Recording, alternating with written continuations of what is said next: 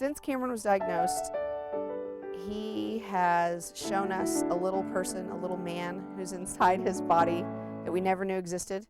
We took him to the doctor because in the previous 24 hours, he had developed from 5 to 22 spontaneous bruises that caused him no pain within a day. So we called the doctor and she said, bring him in first thing in the morning. We did. They told us to go down to the clinic and they checked me, and they told us to go to x-rays, and they found a mass in the middle of my chest, and that's when it started. They told me I had ALL, which is leukemia. I was frightened. When he was diagnosed, it literally was within an hour that she knew. And it was just such a shock, I think, to realize that that is what it was and what that meant. And when she told us, Cameron was sitting on my lap and he specifically said, did she just say I have cancer?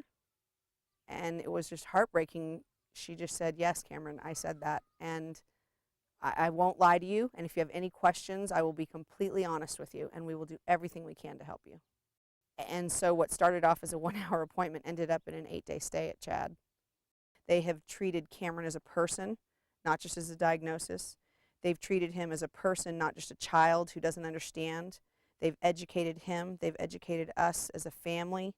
They've supported us as a family and truly taken us in as far as treating us as a whole, and we're all in this journey together. And they definitely don't separate us from them either. They're in it with us, and it's incredible. It's a nice place. You don't need to be scared the first time because the nurses will comfort you.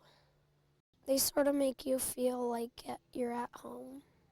At Chad, the activities, when you go out of your room, there's a table, and you sometimes you make your own ice cream sundae, or you make a hat or something. I feel very secure there. I feel very cared for there. I feel that my child is very cared for there. It's a very safe setting. It's a setting where I can trust people, and they do their best to make you not comfortable just in the sense of the physical things, but emotionally, and just what the kids are going through, and what families in general are going through, and the struggle that it is to be there. It's a very shared medical community. I think that is like the greatest asset to families because there's very little miscommunication. Chemotherapy it's hard at first because of the side effects, and as you get used to it, it's not as hard. The hardest has been losing my hair. Sometimes it's like weak in the muscles, or your bones start to ache. It's just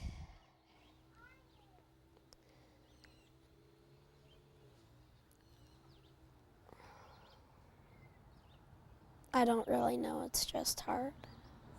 I would tell other kids to keep fighting and stay strong. The Be Positive Fund is a fund that I came up with after they drew my blood. After I figured out my blood type, it was B positive, so I figured that would be my motto through this. He immediately said when he was diagnosed that this would be the longest day of his life. And then when he found out his blood type, he said, you know what? That's how I'm going to get through the longest day of my life. I'm going to be positive. We made these orange bracelets that say Be Positive for Chad kids, and so we've been handing those out, and we just tell people to be positive. He, before Christmas time, took a little story of being a Secret Santa and asked me to put it out on our town listserv, and essentially just saying, you know, I have a goal. I would like to raise $2,500 in 10 days for Christmas so that we can help children who are impatient at Christmas time or who have needs during this time. And he ended up raising over $3,500 on his own. And we have since changed it from just the Be Positive Fund to Be Positive for Chad Kids so that it truly is helping all Chad kids and all Chad families. It's really important to me to help other kids because just looking and seeing that they're sick too is sad. He's always been an incredible, loving, compassionate child. Now it is amazing to see that even as a 9-year-old boy who is a very normal 9-year-old boy and has very normal 9-year-old boy issues, he has shown us a strength and an inspiration that I don't know that I could have even done as an adult.